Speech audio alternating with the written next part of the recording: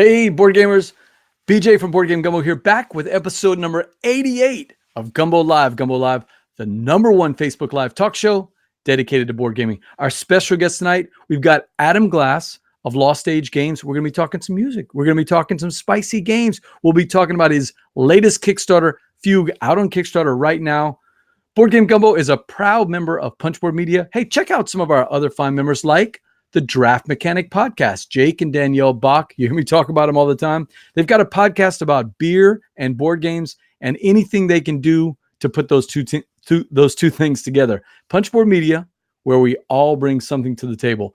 Hey, hit me and Adam up on social media tonight, on Twitter at Board Game Gumbo, on Facebook at facebook.com/Board Game Gumbo, and we'll be looking for your questions on the chat crew. But enough blather, let's get right to our special guest. Hey, Adam, welcome to the show, man. Hi, great to be here. Adam, I got to meet you in person finally. We've been talking for 2 years, but I got to meet you in person there at Gen Con. But there's some people out there in the chat crew who may not know you. So give us the quick elevator pitch. Who is Adam Glass, and what is Lost Age Games? Adam Glass is a game designer / graphic designer /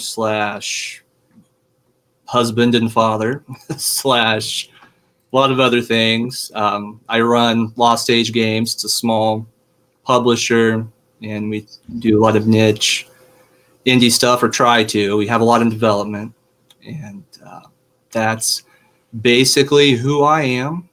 We're going to be talking about Fugue later on, but this is your second Kickstarter. You guys had Life and Legend fun successfully, and you've already delivered the product, right? Yes. All right. Well, we're going to be talking about Fugue later on tonight, but I got a question for you. What got you into gaming? We all have our different stories. A lot of the guests on the show talk about Magic or D&D or way back when tabletop, or some of them just said, I saw Will Wheaton on the internet, and that's how I got into gaming. What's your story? How did you guys get into gaming? Well, originally, I played a lot of games with my grandfather when I was young. A lot of Chinese checkers, things like that, and really loved games from the time I was very young. And then I was also into fantasy, adventure, and things like that. And one day we were at a thrift store. I was about 10 years old, I think, and this was in the late 80s. And I came across a copy of the Dungeons and Dragons basic set.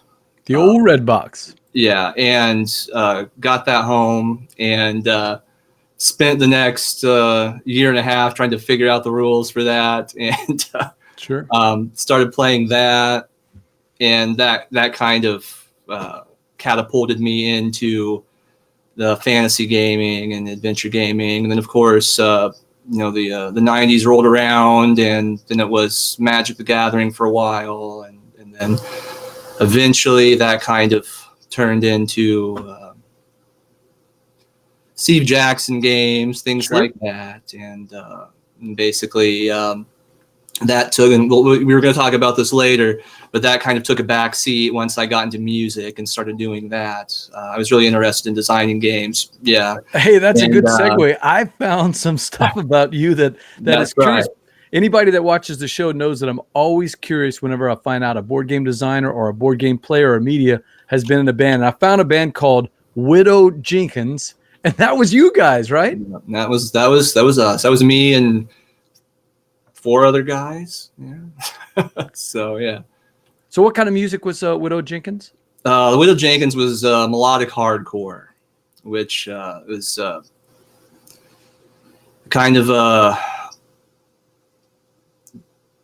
Is that you in the middle? Yeah, is that right, in the middle. It's kind of a heavier, kind of a blend between late 90s punk rock and early 2000s screamo hardcore metal. And sure. We kind of lean more on the metal side of the spectrum, but I listened to a couple of songs, and there was a lot of screaming, but there was also a lot of singing. It was a mixture of screaming and singing. Yeah. But the guitar player, I don't know who the guitar player was, but the guitar player was just bad. I mean, all just tearing it up. It sounded really good. Yeah, that was Chris. He's next to me, to the left of me there in the picture. And I was on his podcast not too long ago, Hey, we got a couple of people checking in, Adam. We got our old buddy Jesse who likes to come in. We hadn't seen Jesse in a couple of weeks, but he's been in the last 2 weeks. Jesse's checking out and says hello. And Hello. also the name father out there, Steve O'Rourke, who's the producer of the show. He's going to help us out with the game later on, and also keep things moving in the chat crew, checking it out also, Adam. So yeah, you have any ideas? I've asked a lot of people this question because I find we've got a ton of musicians that have turned to board gaming as a creative outlet. What's your theory? Why do we find so many former musicians, former band guys, Mr. Sean, who will probably check in later, currently in a band? Why do people that are in music, what's the attraction between musicians and board games? What do you think? Well, speaking for myself, I just love creating things, and I love that whole thing, whether it's creating a game, a song, writing, anything like that. So, and I was into games earlier on too. So I'm actually probably right around the same time I got into music. So I'm not sure. I think probably just that love of creation and art and expression.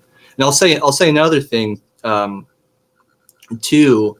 The music scene that I was a part of was very DIY and very indie, and a lot of the things that I learned in that I was able to really easily bring over and apply to what we have going on over here in the board game industry too. So it was a pretty nice fit for me coming over into that after leaving music. That's a good point. I mean, a lot of musicians, especially in that indie scene, make their own stuff, do their own stuff. And so you think that kind of translate over into the board game arena where instantly we want to make things, we want to do things, and we kind of eschew the big corporate mentality.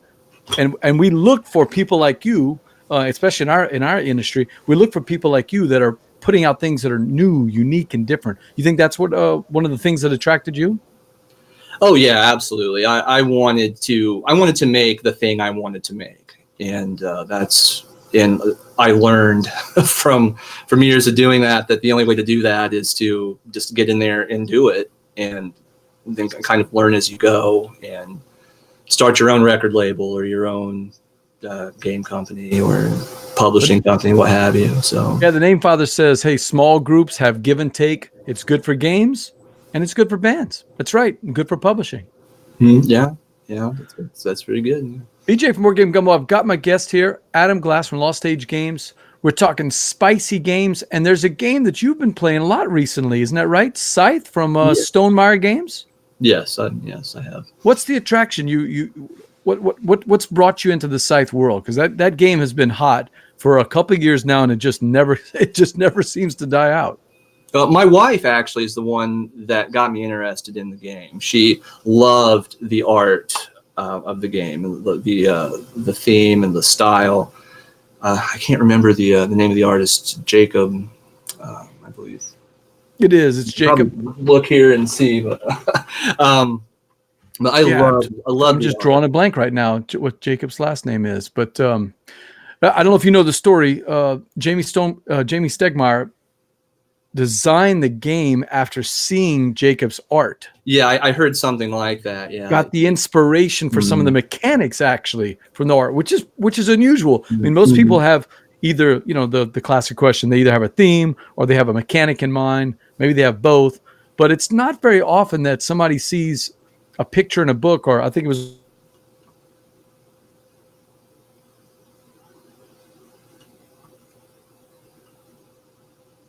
May have lost you. Hey, can you hear me? Okay, yeah, there. All right, got you back. Hey, sometimes the swamp gas is going to get us down here in Louisiana, so if you do, just keep rolling. We'll keep it going. But one of the things Jamie said is that seeing that art and the way that the Scythe art portrayed mechs that were threatening but not actually doing anything from a warlike standpoint gave him the idea for the mechanics in the game. Yeah, I've said how I really appreciate the combination of the theme and the mechanics of the game as kind of an artistic thing, as the game as a whole being a piece of art. I think it's a really great testament to the fact that games can actually be art. I love the statement that it's making about the American style of gaming, with the war gaming and, Right. and the minis and the plastic and the area control, and and then you've got this European style here, and what perfect place to merge these things together. Turn of the century Eastern Europe. I mean, it's just, I don't know. I just found it to be a perfect combination of those things. I think that's probably what drew me to the game. Without, I liked it, I think, without ever having actually played it because of that. And then having played it, I actually do really enjoy it. Yeah, I want to see if any of the chat crew, I know in the past the chat crew has enjoyed Scythe. Anybody out there has played Scythe recently, or maybe has a faction that they prefer? What player counts have you been playing Scythe at? Because I think the experience is different at different play counts. The first few times I played it, I think the first time I played it, it was full. I think 5 players, maybe 4, and then generally I think around 3, maybe 3 to 4 players. I've never played a one-on-one game. Okay.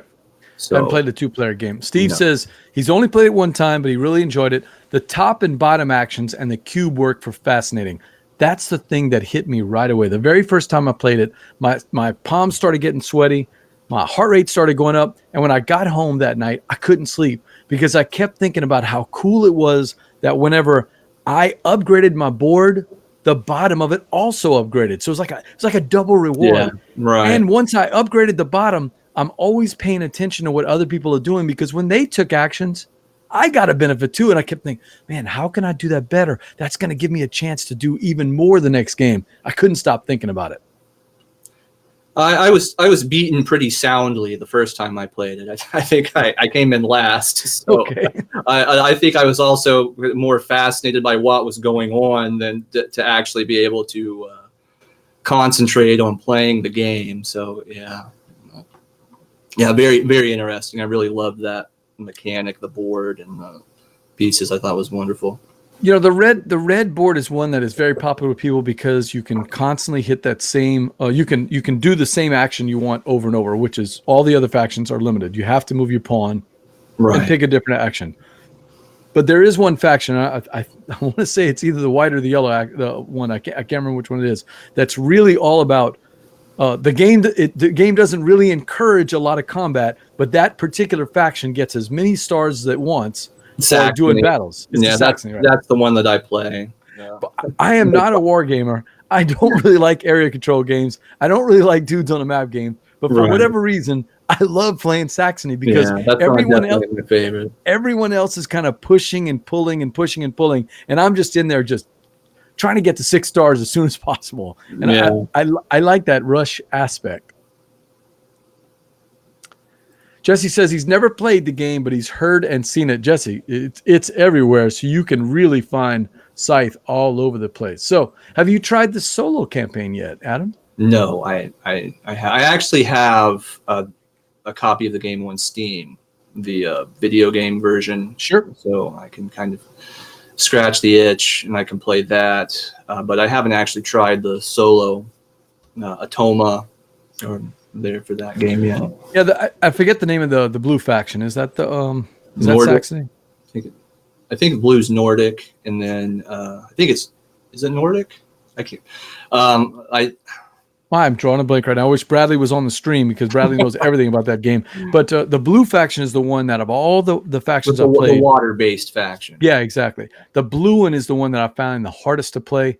So the cool thing about having that Steam version is that I could just try different strategies and restart if I didn't like it. Try a new strategy, restart if I didn't like it. Try different boards, try different combinations, and try to learn that blue board a little bit better with it. And that's what Steve says. It is the Nordic faction. He says, one time I played, the only time he played was as a Water Walkers. He took advantage of the mobility to spread control and run from combat. And, that's a good strategy. That the Steam game allows you to just set up, replay, set up, replay, set up, replay. And I really enjoyed that. I think Scythe really rewards the ability to play it over and over again and get deeper and deeper into different strategies of the game. I don't know if it on the surface, it seems like, oh, I kind of think I know what I'm doing, but the game is a lot deeper than it looks. Right. Yeah, absolutely. I've also kind of wore a hole in my Steam copy of Lords of Waterdeep too from playing that so much. So yeah. BJ from Board Game Gumbo, I've got my guest here, Adam Glass from Lost Age Games, and we're talking spicy games we've played recently. And the one that I wanted to talk about, Adam, I don't know if you've played this one, but Starling Games has a game called Anomaly out there. It's one of those classic one versus many type games. It's by a designer, Thomas Dejanay Esperance, I think is how you pronounce his name. But he's the designer of a game called Decrypto, which I haven't got a chance to play, but is on my list. It's one of those games I really want to play. And Anomaly is a game that that Bradley taught it to us this weekend at one of our little Gumbo nights. I'm fascinated by the one versus many genre. Not Alone is one of my favorite games. I played Fury Dracula a couple of times. Love playing that one. And recently we've played a game called Jaws by Prospero Hall that's put out by Ravensburger. That is just, it might be one of my favorite one versus many games out there. And I was curious if the chat crew or if you have any favorites of the one versus many type games, or if you have anything that you like about those. In Anomaly, you play as students that are on this, imagine sort of like the Orson Scott Card book, Ender's Game, that school, that battle school, that kind of the space station looking thing. All the students are on there, and then all of a sudden radiation starts leaking out, and this thing, this creature, this anomaly is taking over the space station one space at a time, basically moving out. The radiation also hurts the creature, and one person is playing that one, but the creature is trying to eliminate all the other players. Here's the twist.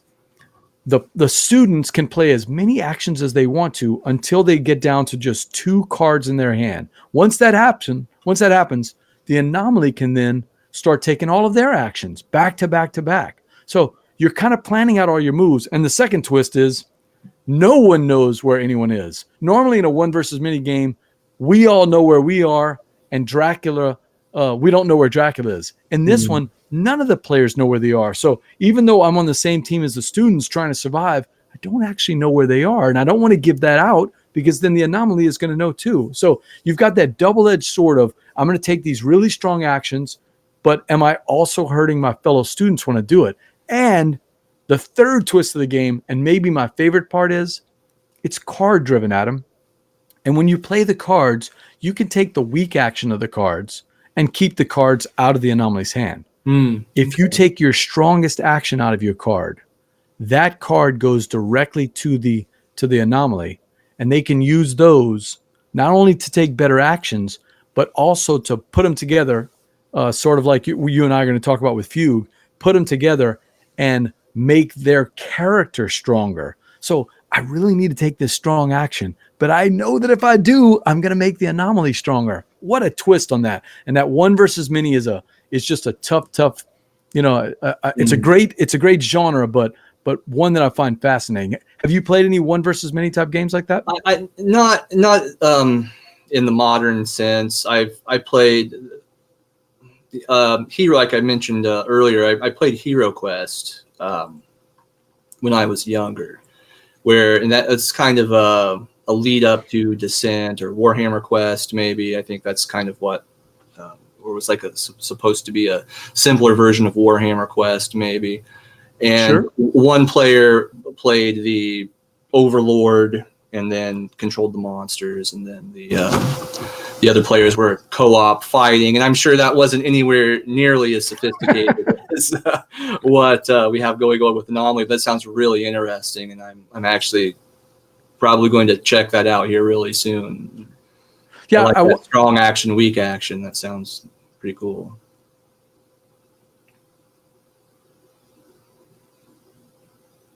May have lost you again. Swamp gas getting me again. Yeah, I wasn't enamored with the fact that we all didn't know where we were, and the fact that the anomaly could take 2 or 3 actions in a row. That was a timing issue that I wasn't a big fan of. But what I did like is I did like the atmospheric cinematic experience. I was telling Carlos while we were playing it, it really felt, I mean, it really felt like we were students being chased down by this thing. The tension was palpable the entire game. And I really like the juicy decision of staring at those cards going, wow, I got the one card. I really need this turn. But if I play it, they're going to get a strong action. So, Was there it's a shared cool one. information between the players? Or you? We can, but anything we discuss has to be open to the anomaly. Yeah, same thing. And if you've ever played Not Alone by Stronghold, you've crash landed on an alien planet. You and all of your astronauts are trying to get off. You're trying to send signals back to the mothership. Hey, we're stuck at this planet. Come get us. You don't realize the planet is alive and it's trying to eat you. So the entire time the planet is moving its way, trying to subsume all of the astronauts. The astronauts can talk, but they're playing these secret cards and you don't know what everybody else is playing. You're just trying to do table talk without giving up too much hints. Yeah. I don't know if you played Hearts or any of those card games growing up where everybody had that little signal at our little local university. We played a lot of it. Everybody had their little secret signals that you're really not supposed to do, but you metagame it after a while, So Kevin said his favorite one is Fury of Dracula, but he did like Treasure Island a lot recently. Hey, Kevin, I got to see Treasure Island at BGG. The Gumbo crew actually played it, and we have it in our Southern Board Game Fest library. I just haven't got to try it yet, but it looks pretty cool. It's got this big protractor as you try to find. Why am I drawing a blank? Treasure Island. It's not Blackbeard. It's what's the name of the pirate in there? Long John Silver, I think. Yeah, I think it's Long John Silver. And you're trying to find Long John Silver's treasure, but he's using a protractor to try to find you. Steve O'Rourke says, sounds like you can also give evolution cards to Anomaly, and when it gets to, it evolves to have a permanent power. Yeah, and that's the thing I was talking about. When they match up those two cards, it's going to make them stronger. And you really want to limit that as much as you can. But sometimes you really want to take a strong action. So Anomaly, interesting. I've only played it once, but it is something I would play again. And that is Anomaly from Starling Games. BJ from Board Game Gumbo here. I've got my guest Adam Glass here from Lost Age Games, and we're talking about some spicy games, including a game they've got out on Kickstarter right now, Fugue. And this is a game, I don't always get to play Kickstarter games before they come out. A lot of times I do my lanyard section just based on stuff that I see on the internet or trading interview stuff with the publisher. But you and I hooked up at Gen Con, and I actually got a prototype copy, the second version. Tell the chat crew what's going on with Fugue. I mean, you guys are doing really well and almost funded already. Yeah. Well, this is a relaunch. We had an earlier version. We actually had several versions until we really hit on the right solid idea what we were going for here. And the first version, we were kind of it wasn't doing so great on Kickstarter, and we decided to pull it down and just bring everything back to the table, take a look at everything, really make some decisions about it, and Steve's got the link there for the chat crew. If anybody wants to check out the project, he's got the link right up there. Now, originally, it was a card game. It was card driven, and it really began as we were trying to do an 18-card game, and then just things just kind of got out of hand, and we needed play mats, and we needed these other things, and to really showcase how to help player aids and different things like that. Then we kind of had this idea of just moving into the tiles, since we're sliding everything around so much anyway. We just went and played around with that. I think we used Carcassonne tiles as a prototype to kind of test things out, see how we feel, and it worked really well. And like, wow, this might be the way to go, So we started going that direction, changed the art up, tweaked a few things, and here we are. We spent about 5 months with promotion and audience building, and we needed to get a lot of reviews this time. We tried to go out and get as many reviews as we could, and we're pretty happy about it. And we're about, I think, last I checked, we're about 80% funded right now, and it's start of the 8th day. So if I could give the elevator pitch, Fugue seems to be, it's it's like a battle for control of the mind. All the different players are all battling the mind. And what I like is that 4-stage process. You have this idea in your imagination, and you're trying to make it come into vision. And then of course you want to score because it's a game. But that's really about developing that vision into a passion. And every time you have sets in the passion, they score. Now, some of them score better points than others, right? Right. But and sometimes you're stealing cards out of the discard, which I think you call the depths of the mind, the depth, right? And sometimes you're stealing those good tiles right out of the depth to try to get the good scores. But one of the things that we really liked is it has a lot of player interaction. And surprisingly a lot of player interaction. For what looks like an abstract game, it's really all about watching all the other players and what they have in their imagination and in their vision and in their passion. Where did that idea come from to inject so much player interaction? I think originally when we were designing the game, and this was about a year and a half ago when we were originally putting this together. My idea was sort of an alchemy type game where you would draw these cards and combine them together, and then based on what combination you had, it would create some kind of monster or something that would go into the play. It's almost like maybe a Magic the Gathering with minis or something, it would something like that. And I think it was Jason, the co-designer, when we were kind of developing this, and it's like, okay, we had three card sets and this combinations and things. And Jason called me one night and said, hey, what if we have an area that corresponds to each of these tiles, and then we just make or cards at the time, these 2 card sets. The first card will target something in this area, and the second card means you Brilliant. Pull it. It's like, wow, that actually might work. Let's give it a shot and see. I mean, and it kind of stripped away a lot of the thematic element of, suddenly now you're moving things around kind of positionally in this game, almost like in a chess-like way. But I thought I'd never heard of anything like that, and I thought that, boy, this is really something that we should develop and play with. And then here we are about a year and a half later. So that's where that came from originally. And I think the player interaction element was just it just came naturally. It wasn't necessarily intended, but it's just how it works with the mechanics. It's just kind of par for the course with that kind of a game. You have to pull, since all the areas are essentially shared areas in a way in the game. So got a couple of people checking in. Marshall Wells from the Sinlaw group says, hey, sorry he's late. They were watching My Hero Academia. That one I don't know. Marshall, do you know that one, Adam? I'm not familiar with that one. You got me on that one. We got Matt checking in, and also Verla. Verla, we hadn't seen you in a while. Great to see you. Verla's the one who did that calendar for me. And Verla, you didn't get to see it. It's junk art this month. So, wow, very nice. Thank you for doing that. Brian Schultz checking in. He says, hey, Adam. Hey, Matt. If you guys have any questions for Adam about the game, I'll tell you, if Adam Weaver checking in. Oh, wait, we got a guest chair. Jason Leonard checking in, the co-designer of Fugue. Jason, if you have any questions for Adam, just throw them up there in the chat. Just let me know. I'll do my best to answer them.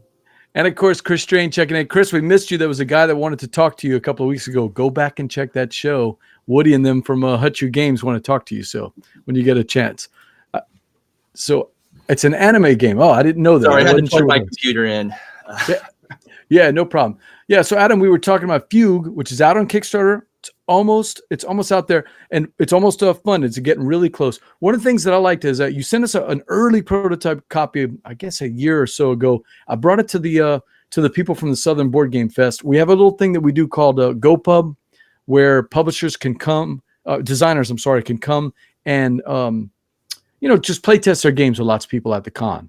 This was before the con started, though. We were looking at a couple of different games, and I brought yours. They made a bunch of notes, and one of the things that we weren't that thrilled about was the card play. You guys fixed that with the tiles, and let me tell you, Adam, so much better, man. I love the way the tiles interact so much better than the cards, and yet they still have cool art on them. How close is the art to being final, or what we're seeing in these pictures is? It's there. We're the only thing left is the rule book. I think is the final thing really that we have to do at this point. The art, I saw someone on the Kickstarter page said it's evocative, it's mysterious, but yet it looks like what it represents. The spirits and all the different tiles all look like the different ones. But I saw something on the Kickstarter page that intrigued me. We hadn't seen this in our part. You have some plans if it funds pretty quickly and starts hitting some stretch goals for adding more fugues. And it's funny, when we played the game and leading up for the review, that's the one thing some of the guys said. It would be really cool if we had more than 4 fugues. Yeah. Where did that come from? Well, we were throughout the development, we had some different ideas for things, and some things we, let's just kind of hold off on this one. Let's try to get the real core thing here, and then maybe we had brainstorming some pretty interesting ideas. So we have quite a stockpile of different fugue possibilities that we might be able to add on. And what I said in the Kickstarter, what I would like to do is stretch goals. That's great. If the game funds, we want to release these later, and they'll be, whether or not they get unlocked, we want to make sure everybody has an opportunity to check these out because they're pretty fun to use. The subliminal fugue, I think that's the one that we have up there right now, and then we have the teal one looks pretty cool. Yeah, I heard a rumor that Fugue's theme, and it's funny, we got Bill Lasik in here, and we got a bunch of other designers, and all of the designers that are here on the show tonight all have designed unusual themed games, like Asking for Troubles. That's something you don't think about. Bill's game about koi fish in a pond, and then of course Fugue, this battle for control over the mind. All unique themes, but when you're talking about, I heard that a rumor that the Fugue idea sort of came from a director that I really enjoyed watching back in the 90s, David Lynch. Is that a true story, Adam?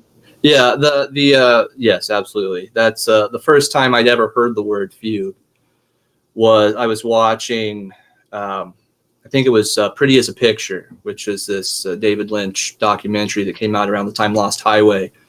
And it focused a lot on Lost Highway. And one of the things he kept talking about was this idea of a fugue and how the main character was experiencing a psychogenic fugue and a fugue state and fugue this. And like, well, what is this? I think about that. And then really, if you happen to see the movie Lost Highway, that sort of mind-bending, every David Lynch movie, sure. Like that. That's Eraserhead. All those things are all just that's kind of where that's kind of the space we're trying to inhabit, I guess, with this game. Just kind of pulling things around, moving things around inside of a mind, and your 4 opposing identities. Which one is the real? In our copy, we said something like, will you be the one who controls your mind? Will it be you or you or you or you? You don't know who's who, but yeah, definitely. David Lynch was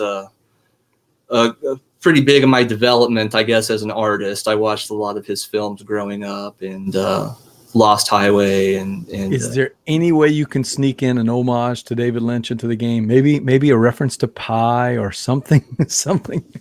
Damn, that's some damn good pie, man. I'll see what I can do.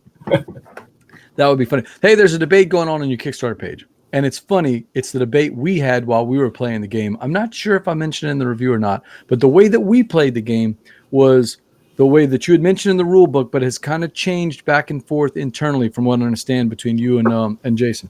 So the way we played it is when the tiles move up, the order that you move them up doesn't matter until you decide that you want to lock in the sets. Because basically, the chat crew in Fugue, you're trying to match up tiles that have the same picture, like they're both imagination tiles, or it's imagination and a vision tile, because each one of those things will do something in combination. If you have imagination first or the one I like to play, if you have depth first and then passion next, you're grabbing cool tiles out of the discard and moving them right into your scoring pile. And then if you can get 2 tiles in your scoring pile, depending on the hierarchy of scoring, which I had shown earlier, you're going to score points.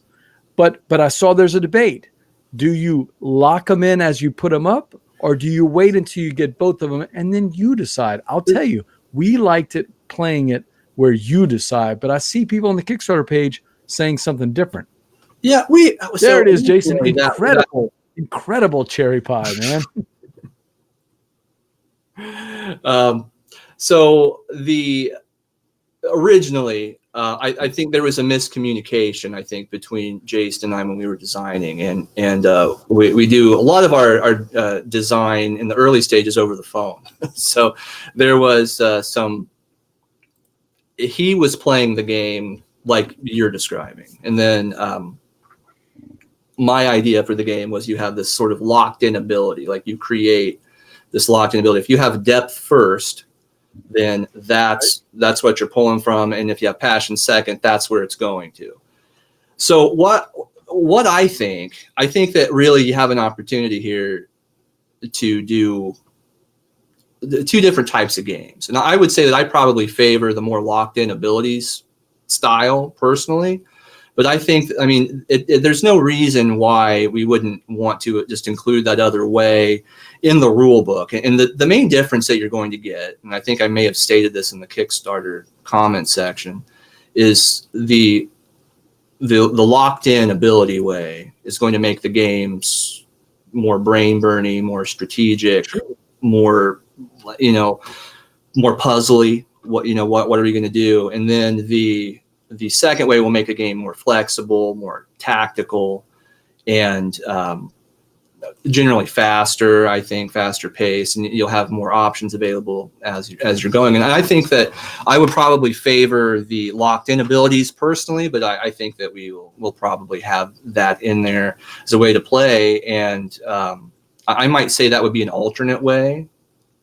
And definitely, I think. I don't think it changes anything about the core gameplay really of the game. So I think that it's definitely something that we would strongly consider including side by side in the game. I saw another thing that you guys mentioned, that you can actually play this with more than 4 people if you get 2 sets from the Kickstarter. Yeah, that's a throwback from the older version of the game that used cards. When we were testing it, we found out that you could actually, just by adding more sets, because originally this was going to be just a 2-player game and an 18-card 2-player game. But if you add more sets, and you could build off of that, and you could support 4 or 6 or 8. And there's just using the same, I think you would take out just a few tiles here and there, depending on how many players were playing. You could easily support a game of 6. I don't know easily, but you could definitely support a game with more than 4 players. It might be a little confusing. There'd be a lot going on at the table, but you could definitely do it. One of the things that Steve and I the name father and I are always talking about offline, is how much we love small box games that are easily portable, but take a mechanic and make it into a big game, even though the game is small. One of my favorites is a game called Jiraku. It takes trick taking and it takes area control in a little teeny package, but it makes it feel like a big game. Let me get it real quick. So, is this going to be about the size that we're looking at if the game funds? Yes. Maybe you could see a bit wider, but it could be.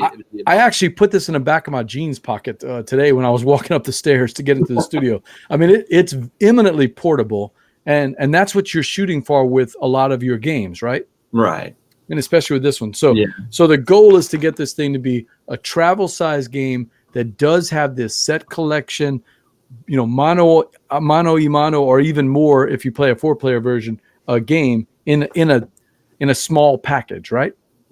Yeah. We really like the portability aspect. I mean, I'm a big fan of Love Letter, and I like how that game it was just so compact. Everything fit in the bag, and it was great. You could just take it with you anywhere. I think Jason really liked Avignon, the Clash of Popes, those button shy, those little wallet games from wallet size games, and I thought, well, maybe we could stand to have something like that ourselves, and that's kind of what that became.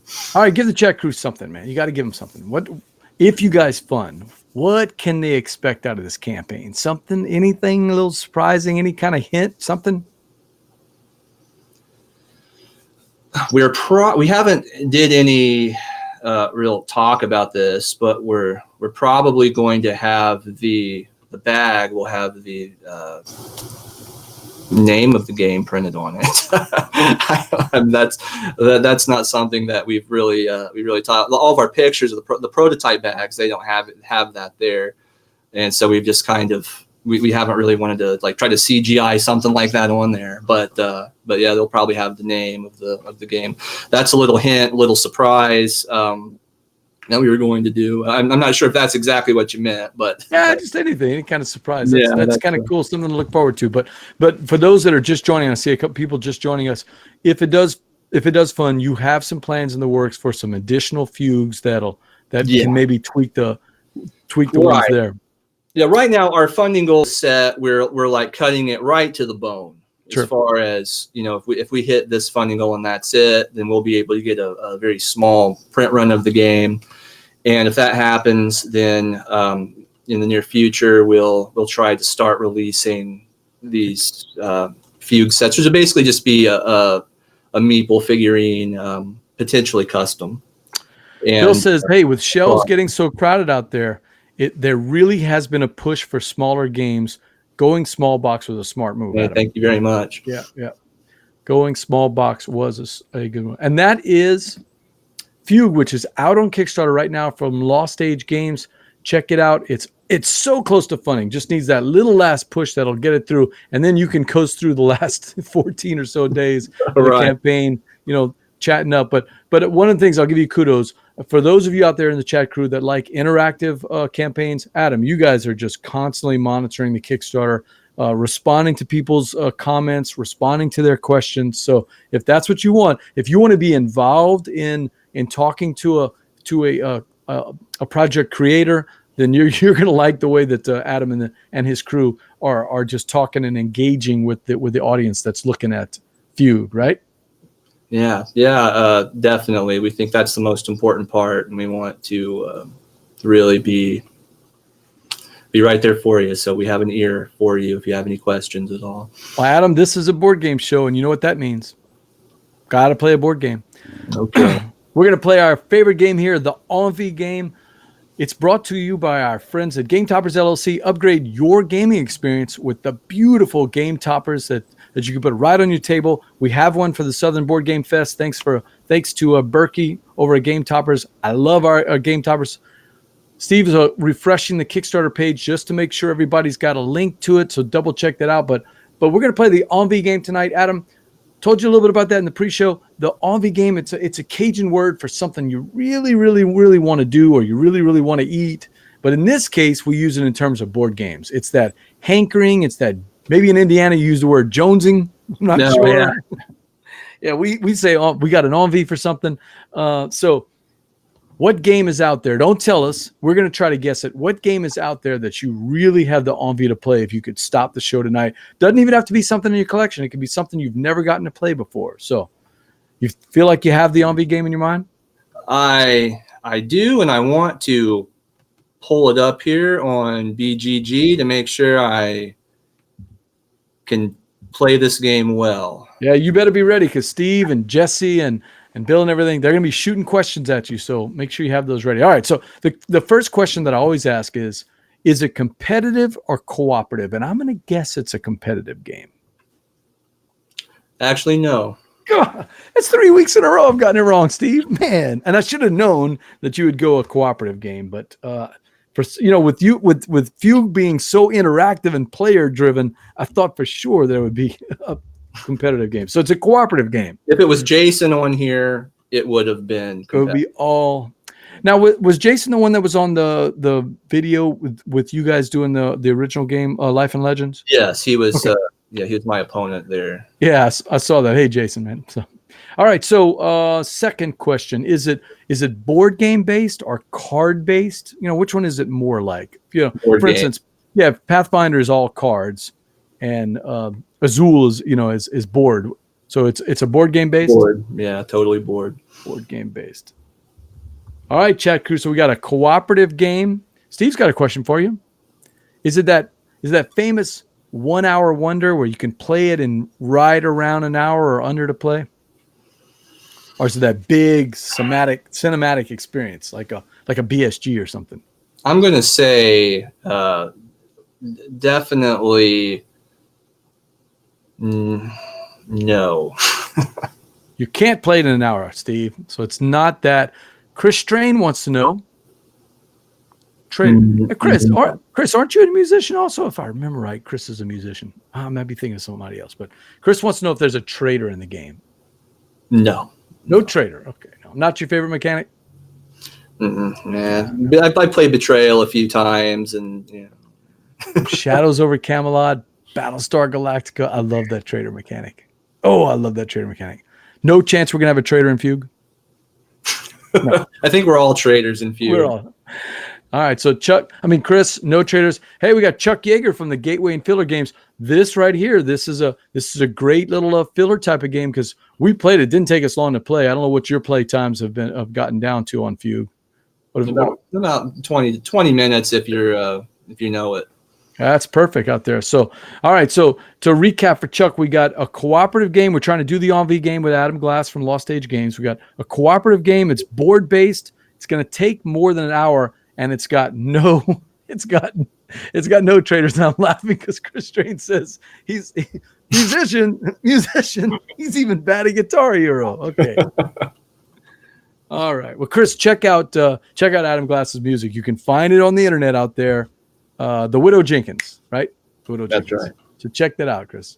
Oh, Brian wants to know, space themed. Is it space themed? No. No, not space themed. Let's see. Steve wants to know, is it the last 3 years? Oh, Bill's got a guess already. He thinks he knows it. He thinks it's Spirit Island. No, not Spirit Island. Sorry. And yes, it's been within the last 3 years.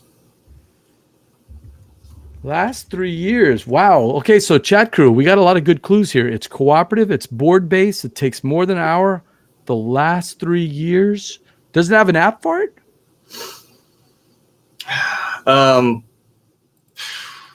That's all right, Chuck. Just as far as I know, it does not, but I could be wrong about that. Does it have miniatures? Minis? Any minis? Yes. It does have minis. Yes. Jesse, this is a good question, but I don't think it's a 4X game. I'm pretty sure it's not going to be if it's cooperative, right? It's not a 4X game. Will it play more than 4 players? Bill wants to know. Oh, Adam's going to have to check BGG. He's not sure. I saw it already, but no, four max. It's a max of 4 players. Oh. Bill, I would have gone Spirit Island right away. Chris wants to know, is it Gloomhaven? No, but that's a very good guess. That's a game you're interested in? Yeah, I'm really interested in playing that. Hey, Isaac has a scoop. Yesterday on Twitter, he announced that there's a Gloomhaven Lite. It's gonna be about $50 instead of $150. It'll have a smaller footprint in terms of all the things you can do with it. But Jesse wants to know if it's Kingdom Death Monster. KDM? No. Not KDM. No. Chuck's got a good one here. He wants to know: is it an expensive game? Is it over that $50 mark? It's over 50. All right, so Chuck, it is over 50. Mandy King Leonard is any relation to Jason, maybe? Yeah. Mandy wants to know if it's horror themed. Is that something she knows about you, maybe? Maybe, but it's not horror themed. It's not horror themed. Wow. Man, we got some really good guesses out here. I'm going to go back to my questions. I haven't asked one in a while. Let's see. Let's see. Is it a Fantasy Flight game? No. Not a Fantasy Flight game. Wow, that rules out some. Yeah, that takes out a bunch. Hey, so Checker, let's recap and let's revisit this here. We got a cooperative game. It's board based. It came out in the last 3 years. It does have miniatures, max of 4 players. It's going to take more than 60 minutes to play. It's not a horror theme or a space theme. So we're knocking out those themes. Ooh, let's see. Is it IP based? Is it based on an IP? Got a couple of questions here. I know, no. Conan? Batman? Conan? No. Neither one of those. Not IP based. Those are some good guesses. So it's not one of those. Yeah, Marshall, Steve, and you and Steve are on the same page there. Let's see. Not Fantasy Flight Game, which is what, man, it just seemed like it was going to be that. Let's see. Something that came out in the last few years. Boy, I'm stuck on Spirit Island right now. Let's see. Cooperative game. And it does have minis. Seventh Continent. Ooh, good guess there, Chris. So still not. Good guess. Again, good guess.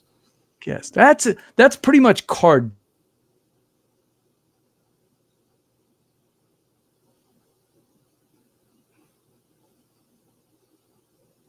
May have cut out again. He says if it was Jason, it would have been Conan. Yeah, that's very true. Yeah, I could see that. All right, so let's see. Got a couple of questions here. Marshall wants to know, is it a CMON game or Come On, as they call themselves now? No, actually, no. Odds Side or any one of those things. Interesting. Is it a game from with a future-based theme? Not necessarily space, just future-based. All right, guys, we got a hammer on that theme. I'm going to ask a couple of questions there. Does it have a is it a fantasy type theme, D&D type theme? It is. Okay. Is it the Lord of the Rings adventure game, whatever that name of it is, with the Journeys in the Middle Earth? You're getting warmer.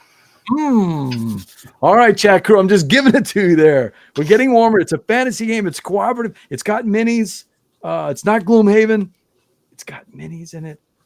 It's not the Lord of the Rings Journeys in Middle Earth. Then, okay, what could it be? Oh, I know. Probably got a little lag time there because the chat crew has got to be on this one now. But it's not IP based. Oh, I messed that up. So it wouldn't have been Lord of the Rings. It's a non-IP based cooperative board game that came out in the last 3 years. Oh, Adam, you're getting me good here. Descent. Chris, you would have been right on Descent because that's the one he picked before the show, but we talked about it and you said, oh, I don't want to go with that one. So yeah, you're right. Jesse, I don't think Lords of Waterdeep is cooperative.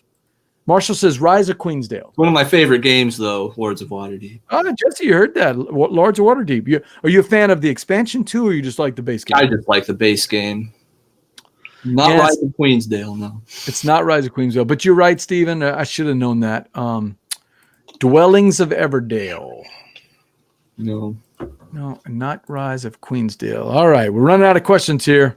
Where do we stand? How many questions do we have left? They've got a bunch. I've only asked 5 or 6, but they've asked a lot of the questions I would have asked. So it takes out most of my questions here. I think unless you guys have a guess, let me think. All right, so recap real quick, and then we're gonna give it. Then we're gonna let Adam tell us. It's cooperative. It's board game based. It's thematic. It's got miniatures. Plays up to 4 players. Takes more than an hour. It's not IP based, but it is fantasy. Steve wants to know: was it ever on Kickstarter? Yes. Ooh, that feels. I believe so. I'm going to say I'm 99% sure that it was on Kickstarter, but I could be mistaken. I didn't personally see it on Kickstarter. Is Joan of Arc cooperative? I'm going to say Joan of Arc. No? Fortunately, no. No, not Joan of Arc. Man. No. All right, well, that was my guess. Anybody out there? Anybody got a guess? I think we're going to have to call Adam. I'm telling you, we've been on a roll the last couple of months. We've been getting all of the games, but you've stumped us. And I know as soon as you say it, everybody in the chat crew is going to go, oh, why didn't I think of that? All right, so tell us, what game is it that you have the Envie for? Sword and Sorcery. Oh, Sword and Sorcery. Yeah, that was on Kickstarter, and you're right, that's a good one. Not a game that I was that attracted to, so I just didn't think about it, but that's a game a lot of people want to play. Clank does not really. Clank does not really have minis, unless you play the new Acquisitions Incorporated one. So yeah, Adam, you are the big winner. You got it right on this one. That is the Envie game brought to us by our friends at Game Toppers LLC. Make your game not a showstopper, Adam, when you play on a Game Topper. All right, tell us what's next for Adam and Lost Age Games. Where are you guys going? What's the next con you guys are going to hit? Well, so a lot of that depends on the, thanks, Stephen, the Kickstarter for Fugue and how that goes. But we're talking to 2 different developers right now who have games that we're interested in, and we're kind of not fully at liberty to talk about it yet. Ooh, but publishing other people's games. Yes, that's a big step for us. The one of the game, I'll say a little bit about it. It has a very unique mechanic, something I've never seen before, never heard of before, and pretty excited to get that into development if we can. How did Jason not know the game? he I sees you all the time. Because I was seriously, when we were at Gen Con, I was like, we got to find the Ares Games booth. I want to get a copy of Sword and Sorcery. I was going on and on about this the entire time. I didn't actually end up getting it, but yeah, I mentioned that game several times when I was at Gen Con. But so you signed a designer's game, and it's got a unique mechanic, and depending on how Fugue comes out, you're going to be publishing it. Yeah, hopefully, and we're in talks to do that, and we love our unique mechanics and our unique themes here, so definitely stuff like that piques my interest, and so it would kind of be maybe in the Roll and Write family.